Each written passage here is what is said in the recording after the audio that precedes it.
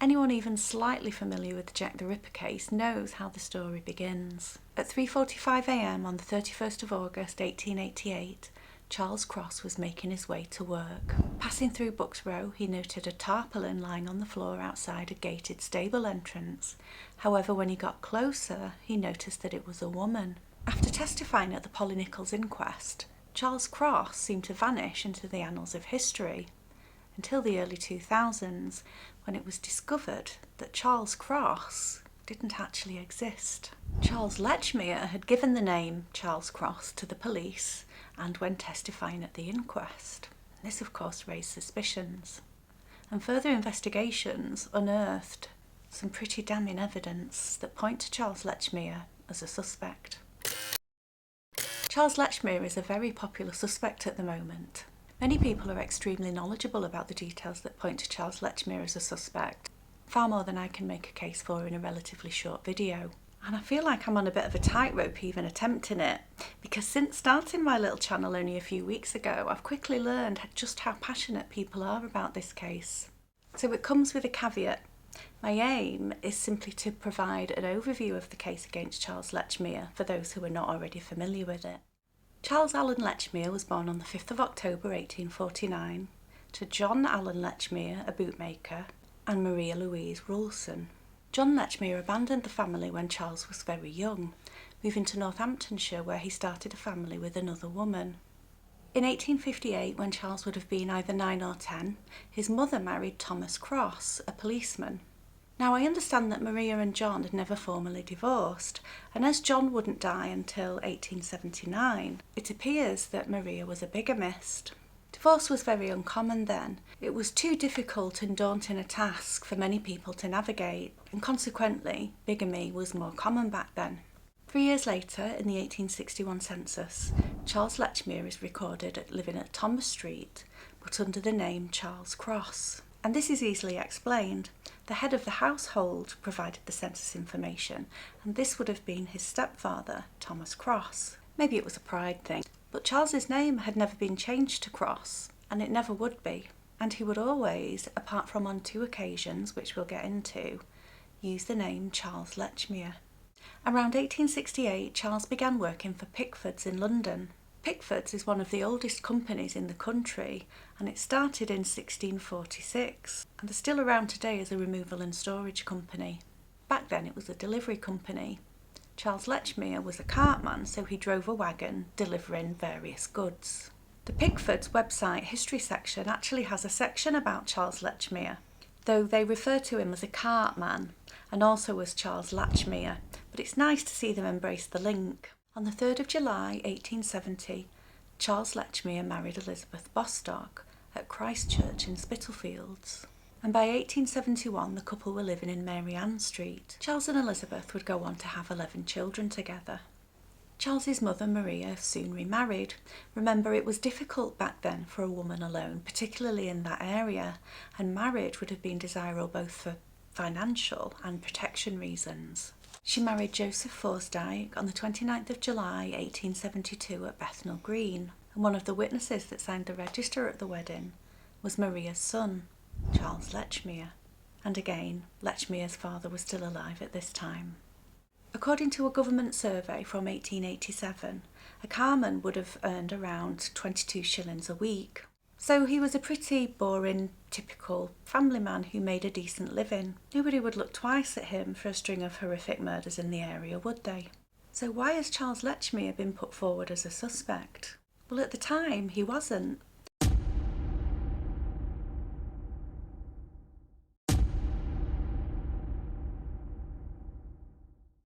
Of course, at the time, people regularly used aliases. It wasn't illegal. However, as I also mentioned earlier, Charles Cross wasn't the name that he normally used. The fact that he used this alias after finding Polly Nichols and providing it to the police and when testifying at the inquest is suspicious. Why? Unless he had something to hide. This, of course, aroused interest, leading to closer consideration and investigation, which didn't put Charles Lechmere in a very good light. So firstly, there's the discovery of Polly Nichols on the morning of the 31st of August 1888. Second on the scene was a man by the name of Robert Paul, also a carman and also on his way to work. Paul said that he saw Lechmere standing in the road, and as he moved towards him, he moved away, trying to give him a wide berth. It was a notoriously dangerous area, and people had been robbed, knocked down on that spot. However, Lechmere walked straight towards him, put his hand on his shoulder, and said, "Come and look at this woman." The theory is that Lechmere killed Polly Nichols and had just begun to mutilate her when he heard Paul's footsteps approaching. He quickly pulled her skirts down to cover her abdomen, stood up, moved away, and pretended to find her. A person who finds and reports a body isn't necessarily a suspect, but they will be expected to stay on the scene, provide details, and be questioned by police, and I understand that that was also the case back then. However, this didn't happen, and it may well be that Lechmere engineered it that way. After the two left Polly, they headed west up Bucks Row, and they came across P.C. Misen on the corner of Baker's Road and Hanbury Street. P.C. Misen was knocking people up. If you're not familiar with that term, it means knocking on the doors and windows to wake people up for work, and this would have been part of his job. P.C. Misen was told about Polly in Bucks Row, but in the meantime she had already been found by a P.C. John Neal who was walking his beat. Naturally, P.C. Neal believed that he had discovered Polly. There was no reason to think that anyone had been there before, and this is how it was initially reported to the newspapers. And P.C. Neal would testify to that effect at the first day of the inquest on the 1st of September 1888. No mention of Paul or Lechmere. The inquest was then adjourned until Monday. That same day, Robert Paul gave an interview to the newspaper Lloyd's Weekly, and this would be published the following day on the 2nd of September. Before we get into that, I have to point out that there are a lot of issues with the newspaper reports, often appearing contradictory. There are issues with spellings of names, incorrect addresses, and there's probably exaggerations both from the witnesses and from the newspaper reporters to make the newspapers more sellable. But we have to rely on the newspaper reports because a lot of the records are no longer available, and this includes the testimony given in the inquests. Paul told Lloyd's Weekly that along with seeing Lechmere, then an unknown man, with the body, that they left her and that she was clearly dead. And he also said that he told the unknown man that he would send for a policeman. He saw one in Church Row, P.C. Misen, and he says that he told P.C. Misen about the woman and that she was dead, and that P.C. Misen simply continued knocking people up. That same edition of Lloyd's Weekly recounts the testimony given by P.C. Neal at the inquest, which says that he found the body and he was soon joined by two other policemen. There's also testimony from Dr. Henry Llewellyn, who amongst other things testified that the injuries would have taken around 5 minutes to inflict. So at this point, P.C. Neal was considered to be the finder of the body, that is, until Robert Paul's interview. The police, of course, would want to know about this other man that had been with Paul, but they wouldn't have known his identity, and those who believed Lechmere was the killer claimed that because Paul could identify Lechmere as this unknown man, Lechmere had no option than to come forward. The inquest resumed on Monday the 3rd of September 1888. P.C. Misen testified that a man, who he identified as Lechmere, had said to him, "You're wanted in Bucks Row," by the policeman. He therefore headed to Bucks Row, where he found John Neal with the woman, who told P.C. Misen to go and fetch an ambulance. P.C. Misen also confirmed, when asked, that Charles Lechmere had been accompanied by another man, and so it's believed that Charles Lechmere stepped forward away from Paul. He told P.C. Misen about Polly, and we'll get to the reason why he did that in a moment. Lechmere also testified on that day, though given his name as Charles Cross. He told the inquest that he found the body, and then almost immediately he heard the footsteps of Robert Paul. He said he had told Paul about the body and that he thought she was dead, but Paul thought she was alive. Together they found P.C. Misen and said to him, "There's a woman lying down on Bucks Row, on the broad of her back. I think she's dead or drunk." And he said that the other man, Paul, said, "I believe she's dead." And the policeman said, "All right." A juror queried Lechmere whether he had told P.C. Misen that another policeman wanted him, and Lechmere confirmed he had not. So after the second day of the inquest, we have PC Misen saying that Lechmere told him that he was wanted in Bucks Row by another policeman and that there was a woman there, but with no mention that she might be dead. And then we have Lechmere testifying that he didn't tell PC Misen anything about another policeman and that he and Paul had both said that the woman they had found was dead. So who was telling the truth? Well, Lechmere first said that Paul believed Polly was still alive, but they had both told PC Misen they thought that she was dead. The two statements are at odds. It could be argued that Paul initially thought that she was still alive, but by the time they reached PC Misen, she had died. But on face value, Charles Lechmere could have lied. PC Misen may have lied because in his Lloyd's Weekly interview, Paul had criticised PC Misen for not going to the woman and continuing to knock people up. Though if he was going to lie, why didn't he just say that he did in fact go straight to the scene instead of the story about a policeman already being there? It was much simpler. However, the real issue may have been that he had failed to get details from the two men who had discovered a murder victim. Whereas if another policeman had sent them, he would be entitled to believe that that policeman had obtained the details already. Of course, if Lechmere was innocent, there was no reason to lie. He would have given his evidence and that would have been the end of it. However, if he had killed Polly Nichols, there would be much to gain from his lying. If he told PC Misen that he was the one to find Polly, rather than just a passerby sent by another policeman, he might have been expected to hang around and provide his details. And the mention of a woman lying on her back implies either rough sleeping or drunk. It doesn't imply death. Lechmere could simply continue on to work. He couldn't, of course, know that another PC would discover the body before PC Misen arrived. This was just pure luck. PC Misen, for his part, was already expecting a policeman to be on the scene, so he had no reason to consider that Lechmere may not have been telling the truth. All the details were neatly tidied up for him. That is, until Robert Paul's Lloyd's Weekly interview. Polly Nichols was the first canonical victim. Annie Chapman, Catherine Eddowes and Mary Jane Kelly were left posed. Elizabeth Stride wasn't posed, and most people believe that this is because the killer was interrupted by Louis Deemschutz as he went into Duckfield's yard, and it's also believed that the killer was there hiding in the shadows at the same time.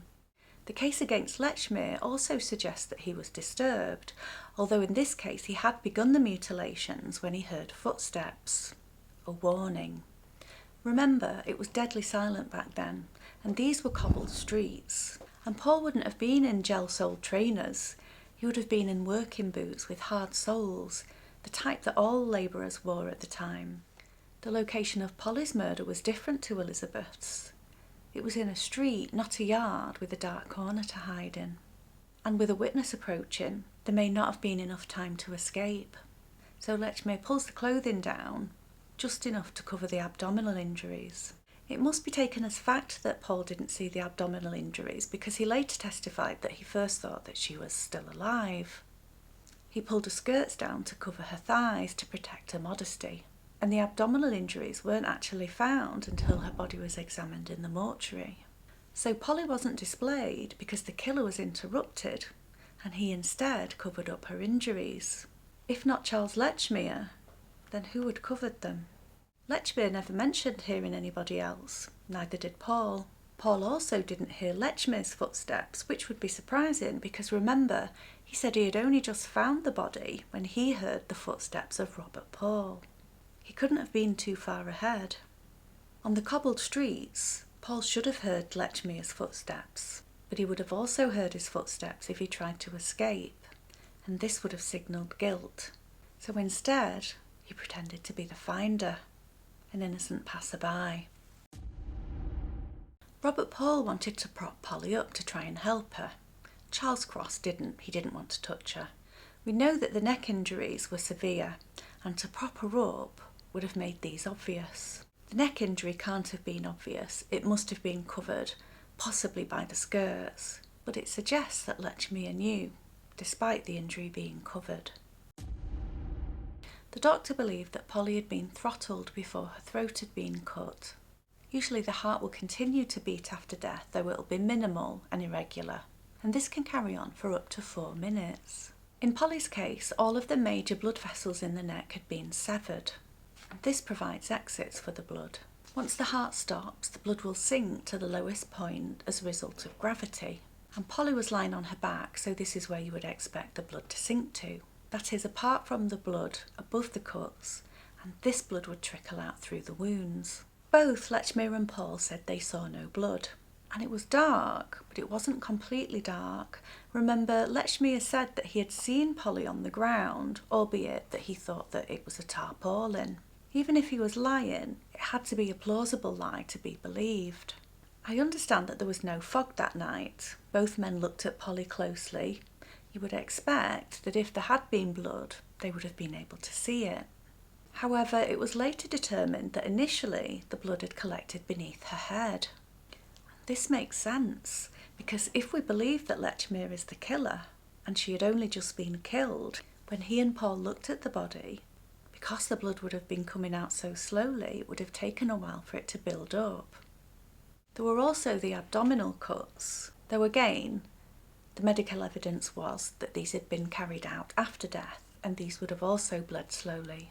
Polly's clothes had also been pulled up over her abdomen when Paul arrived, and remember, back then, women wore several layers of clothes, and this all explains why the blood wasn't seen. P.C. Neal did see blood on his arrival, but he also had the advantage of his lantern and a few minutes in between. P.C. Misen described the blood as oozing, so we can accept that the pool of blood had grown and was still growing by the time of his arrival. He testified that the blood appeared fresh and was still running, and that when he left to go and fetch an ambulance and returned to help lift Polly onto it, the bleeding had stopped, and by this time it had also begun to congeal. This all points to Polly being killed very shortly before the arrival of Robert Paul. So Lechmere heard Paul, but he didn't hear the person who had just killed Polly. Everyone says that they were on the scene by 3:45. By their own evidence, though, this couldn't have been the case. Everyone agrees, to a degree.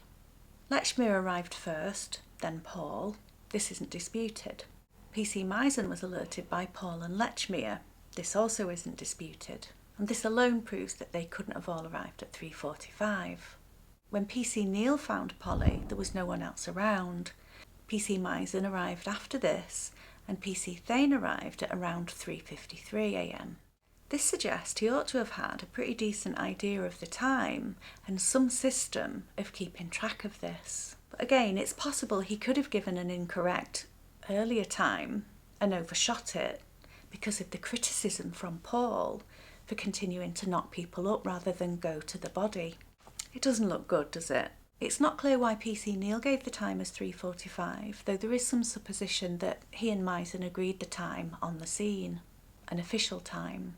The question is whether there was anybody there with Polly before this sequence of arrivals, that is, Lechmere, Paul, Neal, Misen and Thane. There was then a further arrival of Dr. Llewellyn at 3:55, and he estimated Polly's death to have been no more than 30 minutes prior. Paul said that he left his house at 3:40.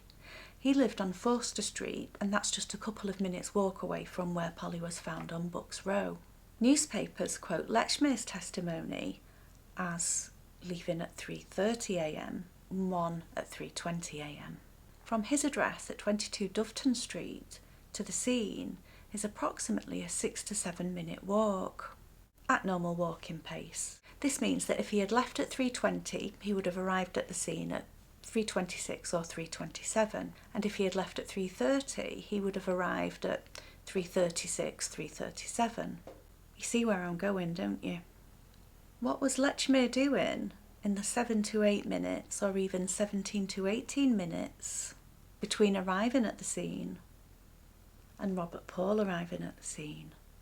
He said he was late, so he should have been well past there by 3:45. And saying he was late suggests that he was aware of the time. So he gave his name as Charles Cross, but his name was Charles Lechmere. His wife was Lechmere. His children were Lechmere. 3 instances have been found where his name was given as Cross. The 1861 census, as mentioned before, though this information wasn't given by Lechmere, it was given by Thomas Cross. And there was, of course, the Polly Nichols inquest, as we've just discussed. There was also a possible third instance in 1876, where a carman by the name of Charles Cross, who worked for Pickford's, was involved in an accident that killed a 4-year-old boy, Walter Williams. And there was an inquest that ruled this an accident. Now, this may have been the same Charles Cross, it may have been somebody else, but it would be one heck of a coincidence. If it wasn't Charles Lechmere, this would mean that there was only one occasion where Charles Lechmere had given the name Charles Cross, the inquest of Polly Nichols. It raises suspicion either way. He gets in hot water, he doesn't use his real name. And as with the Polly Nichols inquest, addresses were noted in the newspaper for all of the other witnesses, but not for Charles Cross. The implication being that he wanted to keep a low profile, stay under the radar, and you have to wonder why. Charles Lechmere's most likely routes from his home on Doveton Street to his workplace on Broad Street correspond with the murders. We know he passed through Bucks Row. He did on the 31st of August 1888 when he found Polly Nichols. At the end of Bucks Row, he can either go right onto Baker's Row, then either Montague Street or Hanbury Street. Recognise the name? If he went left at the end of Bucks Row, that would take him down Whitechapel Road, which is a much longer route. So that links him to Polly Nichols, doesn't it? Is there any evidence to link him to other crimes? Well, no, not on the surface. But, well, there's Hanbury Street, right there on the route, and Annie Chapman, the second canonical victim, was found there on the 8th of September 1888. Annie Chapman's official time of death was 5:30 a.m.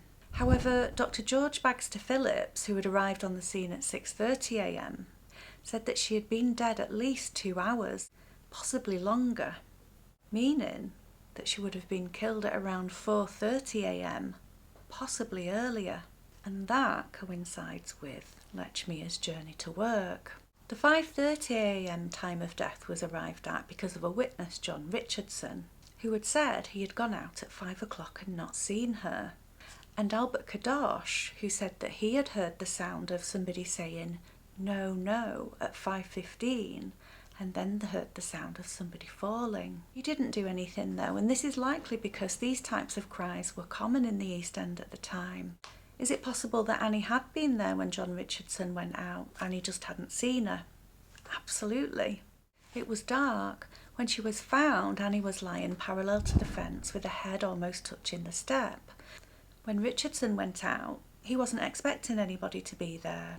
He was focused on checking the padlock on the cellar doors, and he did this without leaving the steps. Mary Kelly was found in Miller's Court, the back of Dorset Street, which is a shortcut from the Hanbury Street to Broad Street route. The doctors didn't agree on a time of death for Mary Jane. Dr. Bond said it was between 1 and 2, and Dr. Phillips said that it was between 5:15 and 6:15. And remember, from the last episode, which was about Mary Jane Kelly, 2 witnesses heard a cry of murder between 3:30 and 4. There's nothing to say that that was Mary Jane Kelly, but it would have been around the same time that Charles Lechmere would have been passing. These murders were all committed on work days. Polly on a Friday, Annie on a Saturday, and Mary Jane on a Friday. All on his route to work, and all at the time he would expected to pass through. Of course, the murders of Elizabeth Stride and Catherine Eddowes, the double event, can't be included within those parameters. They occurred much earlier on the morning of the 30th of September at 1 and just before 1:45 respectively. And this would have been on a Sunday, the day off work following Saturday night, the equivalent of our Friday night. Elizabeth was killed in Duckfield Yard just off Burner Street, Catherine on Mitre Square. Neither are on the work route. But prior to the Lechmere family's move to Doveton Street in June 1888, they had lived in James Street, very close to Burner Street. And Burner Street is also where Lechmere's mother lived at the time, at 1 Mary Ann Street. So it suggested that on a Saturday night you might go and visit your mum, or maybe your mates at the pub. and then you make your way home. Except that Charles Lechmere didn't. He looked for a victim in streets that he was extremely familiar with and therefore comfortable in, and in one of those streets he found Elizabeth Stride. But he was disturbed and left. If you look at the route from James Street, where he had lived until only a few months earlier, to Broad Street, where he had worked for many years, you would pass by Mary Ann Street, Berner Street, and very close to Mitre Square. And of course you'll remember that a piece of Catherine's apron was found left on Gulston Street. This was likely dropped there by the killer when he left. And going from Mitre Square to Dufton Street, you would go through Gulston Street. Some might argue that this is very different to murdering on the way to work, and it is. But if these murders had been committed in the later early morning, they wouldn't fit in with the other murders because they're not along the route. Unfortunately, we don't know much about Charles Lechmere as a person. We don't know about his relationship with his mum, his wife, his friends, his children. So we can't consider what his motivation might have been, what might have made him a killer, which to me is the most interesting thing about serial murderers. We do know that according to the 1911 census, Charles and Elizabeth Lechmere were still married after 40 years. And she would go on to outlive him, dying on the 12th of September 1940. Christopher Holmgren, in his book Cutting Point, also links Charles Lechmere to the Thames Torso murders. I do see the reasoning, but there's too much to go into here. I might do an episode on that. Let me know in the comments if you'd like to see something like that. Of course, there are people who don't believe that Charles Lechmere was Jack the Ripper. So let's have a look at their reasoning.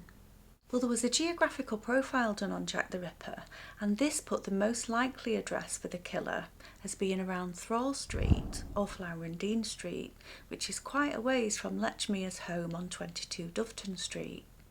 Now, I haven't seen this, and I don't know a lot about geographical profile apart from what it is. But what I do know is that with any investigation, the outcome can change drastically depending on the data that's used.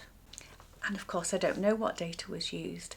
This is one of the issues with this case. There are so many uncertainties, not least the identity of the victims. So if you were to use only the canonical victims, you'd get a vastly different result to if you used all of the Whitechapel murder victims. I think it's something that I need to look into. There's also a suggestion that as Thomas Cross helped Lechmere obtain the job at Pickford's, that he was known at Pickford's as Cross, not Lechmere. And given that on the two occasions he himself gave his name as Cross, that is, the Polly Nichols murder and the accident in 1876, when he was working, as in the case of the accident, or when he was on his way to work, as with Polly Nichols, it would make sense that he gave his name as Cross rather than Lechmere, because that's who Pickfords would have known him as. They also point out that Lechmere did give his address and his place of work to the police and at the inquest. This is not the sign of a man trying to hide. He could easily have been found. And this may be a small point, but I do wonder about whether he would have had blood on his hands after the murder of Polly Nichols, and in fact the other murders, and how he would have hidden this from Robert Paul and upon his arrival at work. Unfortunately, no records relating to Cross or Lechmere have been found in the Pickford archives to be able to check this information. Charles Lechmere died aged 71 on the 23rd of December 1920. His cause of death was cerebral hemorrhage, hardening of the arteries, and chronic bronchitis. So that was a lot, wasn't it? I have missed bits out, but I hope that does give you a good overall view of the case against Charles Lechmere. And I can't help thinking, if he'd given his real name at the time, would the story simply have been that Charles Lechmere, a carman making his way to work, found Polly Nichols, and that might have been the end of it. If you're interested in Charles Lechmere as a Jack the Ripper suspect, I really would recommend Christopher Holmgren's book, Cutting Point. There's a lot more information in there. Those of you already familiar with the Lechmere case have undoubtedly already read it, but I'll link it in the description below anyway. In the next video, we'll be talking about an unlikely Jack the Ripper suspect, H.H. Holmes. famous for his Murder Castle Hotel in Chicago, Illinois in the late 1880s. Thanks for watching, and I'll see you then.